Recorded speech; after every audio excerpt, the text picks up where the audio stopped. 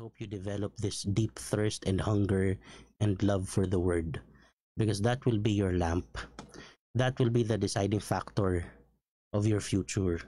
Whether you decide to choose what is right or do what is wrong, whether you be humble or proud, whether you be right or wrong, whether you be morally upright or morally corrupt, it will all be up to how much you know and how much you love the word of the God you claim to love.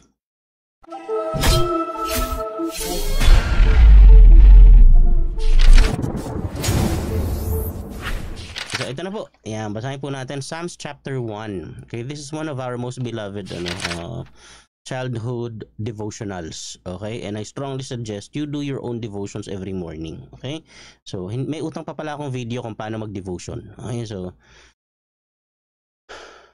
ito na po. Okay, blessed is the one who does not walk in step with the wicked, or stand in the way of the sinners, the way that sinners take, or sit in the company of mockers, but those who delight. Ayan, narinig niyo po may umiiyak sa ano. Andito pa po si Sky. Ayan. Umiiyak siya, ayaw humiwalay kay mami niya. Basta mahabang kwento. Okay, so, or sit in the company of mockers, but whose delight is in the law of the Lord, and who meditates on his law day and night. That person is like a tree planted by streams of water, which yields its fruit in season, and whose leaf does not wither. Whatever they do prospers. Not so the wicked, they are like chaff that the wind blows away. Therefore the wicked will not stand in the judgment, nor sinners in the assembly of the righteous. For the Lord watches over the way of the righteous, but the way of the wicked leads to destruction. Okay? Ang title niyan, ang mapalad the blessed. Okay? Mapalad ang taong hindi naakit niyong masasama, kasi nakakaakit ho talaga ang masama. Ulitin ko, nakakaakit ho ang masama. Kanina nga sa devotion namin dito sinabi ko na karamihan po ng bawal masarap. Totoo yun, kasi hindi naman na kailangan ipagbawal. No? Lalo sa pagkain, tinan niyo yung pagkain, lahat ng bawal na pagkain masarap. Diba? Kailan pinagbawal yung ampalaya? Mayroon ba pinagbawal yung ampalaya? Wala kasi kaya nga discipline ang tawag. Kasi yung discipline, kahit hindi siya masarap gawin, kailangan mong gawin sa ikabubuti mo. Ganun po talaga ang design, wala tayong magagawa. No? So, karamihan ng kaya kung susundin mo lang kung saan ka masaya, nagpapasaya sa'yo at the moment, susundin mo lang lahat yun, mamamatay ka ho nang wala sa panahon.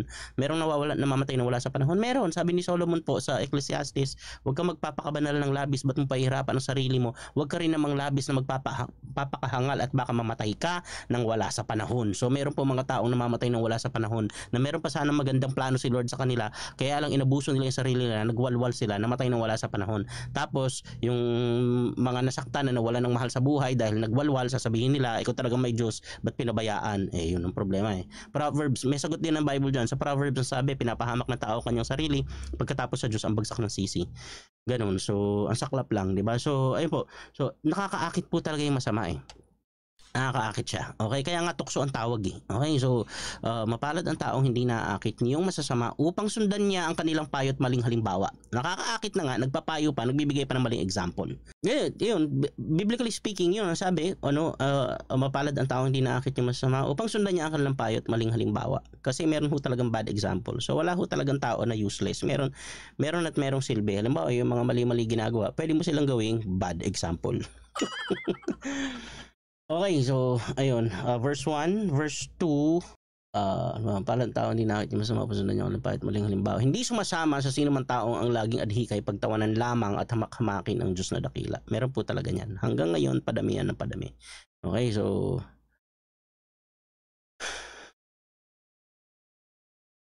mas madali yung Ateneo, di ba, kaysa sa Lasal Kids? Yung Savior. Pero nakapunta na ako Savior, manageable naman. Madali mag-show pag yung kids nasa school kasi may authority sa school. Okay? Yung teachers. Pero pag nasa bahay na, sama-sama sila magkakaklase, naku! Sabi ni Aldo Colombini, yung senior Italian magician na the late na sumalangit na sabi niya, pag sa classroom daw mga anghel daw yung mga bata, pag sa bahay daw nila tas sama-sama sila magkakaklase, mga little Godzilla. They turn into these little angels, suddenly turn into little Godzillas. Okay, so ayun, so Tapos hindi sumasama sino man taong ang laging adhikay, pagtawanan lamang at hamak-hamakin ang Diyos na dakila. Tapos nagagalak siyang laging magsaliksik ng banal na aral. Ang utos ni Yahweh ay siya binubulay sa gabi at araw. Ang katulad niya ay isang punong kahoy sa tabing batisan, sariwa ang dahot, laging namumunga sa kapanahunan. Ngunit ibang-iba ang masamang tao, ipa ang kawangis. Ipa yung sa pag ginagano mo yung palay, diba? Ipa ang kawangis. Siya ay naitatangay at naipapadpad kung hangi umihip. Ang masamang tao ay parurusahan, hindi magmimintis, iwawalay siya sa pagkakatipon ng mga matuwid. Yun yung Psalms chapter 1. Imagine of all the psalm na pwedeng maging start nitong book of Psalms, no? Nitong book of poetry at prayers, no? Ito siya. The blessed. Ganito maging blessed. Okay? Bago pa tinuro ni Jesus yung Sermon on the Mount, sinabi na ng Psalms kung paano maging blessed. Ganito maging blessed. Okay? Magkasasama doon sa mga mali-mali yung pinagagawa sa buhay. Okay?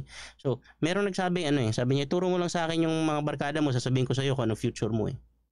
Warren Buffett ata ito, hindi ko Buffett, hindi ako sure, pero I read one quote. Sabi niya, ituro mo lang sa akin kung sino barkada mo araw-araw, sasabihin ko sa iyo kung ano future mo.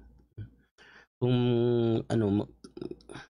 kasi malaking bagay po yan eh. Sabi ni Pablo, kakaingat kayo, kayang pabahuin ng isang patay na langaw ang isang boteng pabango. With all your best intentions. Tapos nakakahawa po talaga yan. Nakakahawa yan. Nakakahawa po yan. Scientifically proven po yan. Okay? So, may mga experiments dyan. Halimbawa, pumasok ko sa isang room. No, tapos, may napanood ako isang social experiment. Pasok siya, yung mga job applicants. Pasok siya dun sa isang room na may mga nakaupo. Okay? Tapos, kapag tumunog yung bell, nagtatayuan. May nagtatayuan, dalawa. Hindi nila alam kung bakit. Tapos uupo ulit. Tapos pag tumunog yung bell, tatayo na naman. Upo ulit. Ino-observe sila nung mga bagong dating. Tumunog yung bell, tatayo na. Walang dahilan ha, tatayo na sila. So hanggang mamaya, pag tumutunog yung bell, tumatayo na silang lahat. Kasi we are relational beings, we long for connection at gusto natin, nandun tayo sa common ground at yung ginagawa ng lahat, gusto natin pare-pareho tayo. Okay? So, ganun. Kaya mag-iingat ka sa environment mo kasi we always have the tendency na wag ma-left out. Okay? Na gusto natin. So, pag makulit sila, maingay sila, mag-iingay na rin tayo kahit tahimik tayo. Kapag mabilis, bibilis tayo. Mabagal, babagal tayo. So, hindi na tayo nagde-decide on our own kasi tinitingnan natin ano yung mas cool. Ano yung mas cool? Pag ginaya ko ba daw ma-upgrade ako? Okay, sige, dito ako, mas cool ako. Kaya, ang dami ring nababankrupt. Kaya tingnan nyo ang cellphone. Tingnan nyo lang ang mga tao, ang cellphone. Tingnan nyo ang cellphone. Tingnan nyo yung gamit na cellphone, tsaka yung required niya na kaya niyang gamitin. Okay? Kasi karamihan talaga, yung mga cellphones ngayon, mga superpower. Alam nyo ba yung, tong mobile phone natin ngayon? Ito, yung technology nito, mas advanced pa kaysa dun sa mas advanced pa to kaysa sa yung kaya nitong gawin, mas advanced pa kaysa dun sa spaceship nung 1940s o 1970s. Yung controls ng spaceship, mas matindi to. Mas marami tong kayang gawin. Saan natin ginagamit? Sa pakikipag-away. Pakikipag-away ng dilawan tsaka DDS. Doon na natin ito ginagamit. Sinasayang natin yung technology, napakaraming kayang gawin. Pwede ka dito mag stock market, pwede ka lahat. Ang dami kayang gawin, mag-edit ng videos. Tapos ginagamit lang natin pang iba sa panchichicks, yan, pang i-stock. Ewan ko ba, tumalino ang tao at naging bobo ng sabay. Hindi ko alam, di ba? So kung kailan, kaya nga smartphone na tawag, yung mga users, dumb users na yung phone naging smart eh. Okay? Bibili ganito. Gusto ko tong cellphone na to. Magkano yung cellphone? Itong cellphone hawak ko to, 53,000 ito. Kaya meron akong to kasi libre. Libre sa plan. Kung bibili ko lang to, hindi ko to bibilihin. Di ba? So, 53,000. So, pag nilagay mo yun sa investment tapos nag-compound yung interest, kaya nung gumawa ng malaking pera eh. So, eto. Ano mangyayari? Pag-iipunan. Minimum wage ang sahod ko. Gusto ko to bilhin. Bakit? Para cool. Kasi nakakahiya eh. Kasi pag nakita nila, cherry lang yung phone ko eh. Sila mga baka sabihin hindi na umunlad ang buhay ko. Bakit? Kasi gusto lang natin talaga ng sense of belongingness. We are trying to impress people. We are just trying to impress people. Nakikinabang yun, yung mga nagbebenta. Tayo dito, lalo tayong nawala ng pera kasi ang concern natin, yung forma. Gusto natin ng forma. Gusto natin yung example nila, yung maling halimbawa. Gusto natin yung maling halimbawa. Kaya doon pa lang yun, palang unang-una mapalad ang taong hindi naakit niyo yung masasama upang sundan niya ang kanilang payo at maling halimbawa. Kasi talaga may mga masasama na nga nagpapayo pa. Ulitin ko may masasama na nga nagpapayo pa. Actually, kasi mayroong mali, mayroong masama. May mali, may masama. Yung mali, gumagawa ka na nga ng mali. Yung masama, gumagawa ka ng mali, sinasabi mo pa na yun yung tama, tapos pinapayo mo sa iba, gayahin mo to. Ayun, so paano ka magiging mapalad? Paano ka hindi sasama sa mga maling tao? Paano ka hindi gagaya ng mga maling gawi? Verse 2, kailangan mo lagi nakababad sa word. Okay? Nagagalak siyang laging magsaliksik ng banal na aral. Ang utos ni Yahweh, siyang binubulay. Ibig sabihin ng binubulay, lagi nasa awareness mo. Siyang binubulay sa gabi at araw. Yun ang paraan. Sinabi sa iyo yung problema na dapat mong iwasan at sinabi niya rin kung paano. Okay? Kanina ang ganda ng tanong sa devotion dito sa bahay. Sabi, paano po malalaman yung mga warnings ni Lord? Paano mo malalaman kung tama o maling ginagawa mo? Ito, word. Kaya kung ipinopromote sa church yung ignorance of the word, no? Ay naku, ang hirap po niyan. Na pag sinabi na mahirap yung tumatalino, yung mayabang, ang hirap po niyan. Magiging tayo isang church ng puro mga walang alam sa Bible tapos kung ano lang yung pakiramdam natin, yun lang. Hindi pareho tayo ng mundo kung saan ka masaya, gawin mo. Iniisip mo lagi, pag meron kang gagawin, matutuwa ba si Lord dito sa gagawin ko? Pag meron kang i-decision, tama ba tong decision ko? Ikakatuwa ba to ni Lord? Ano bang sabi sa word? Ano sabi sa Bible? Kaya importante meron kang mentor, meron kang small group, meron kang Bible, and meron kang time. Okay? So, tapos matutulad ka daw sa isang puno na nasa running water, na nasa tabi ng running water. Yun, hindi mo na kailangan diligan yun. Nasa tabi siya ng running water, dire-diretso, doon na siya kukuha Doon na siya kukuha ng nutrition. Yun, true enough, sabi ni Jesus, I am the water of life. So, meron kang continuous supply ng water. Ano yun? Yung word. Importante po yan. Ulitin ko po, importante po yan. Yung prayer time at saka yung word, sobrang importante po yan. You can be active, hyperactive in the church, very, very visible. No, pwedeng present ka sa lahat ng ministry, active ka sa music ministry, ang galing-galing mo, active ka sa ushering at kung dance ministry, kung ano-ano pa, tambourines and what have you. Pwede sa multimedia, pwedeng active na active ka dyan, visible na visible ka. Pwede ka pang nananalo ng special award sa church, but in your heart you are empty, tapos mali-mali yung mga decision mo sa buhay kasi ignorant ka sa word. Huwag po tayo maging ignorant sa word. If you wanna be blessed, there's no other way. There is no other way. If you wanna be blessed by God, get straight with God by learning as much as you can about the God you claim to love. Read the book, ask the questions, think the thoughts, pray the prayers. Amen. I'll leave that with you. Okay, so Psalms chapter 1.